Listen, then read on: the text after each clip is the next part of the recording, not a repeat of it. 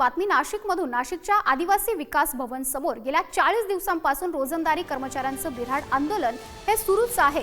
बाह्य स्रोत भरती आणि खासगीकरण हे रद्द करावं या मागणीसाठी आंदोलन सुरूच आहे।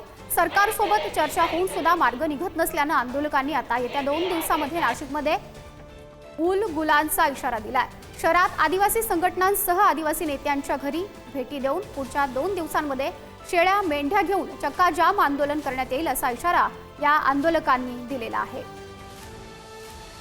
आदिवासी समाजाच्या बहुजनांच्या विविध संघटना आहेत, विविध राजकीय पक्षाच्या संघटना आहेत, त्यांच्याशी आमचं सल्लामसलत चालू आहे। येत्या 2 दिवसात रणनीती आखली जाईल आणि या सरकारला आमच्या समस्याचं निराकरण करण्यासाठी भाग पाडू। विविध आदिवासी भागातून शेळ्या मेंढ्या गाय बैल आदींच्या माध्यमातून आणि सर्व लोक या रस्त्यावर उतरतील न्याय हक्कासाठी। म्हणून आपल्या माध्यमातून सरकारला विनंती करतो की आमच्या समस्यावर तात्काळ निराकरण करावा, अन्यथा नाशिक जिल्ह्यामध्ये अनेक ठिकाणी चक्काजाम आंदोलन विविध राजकीय संघटना सामाजिक संघटनेच्या वतीने होईल।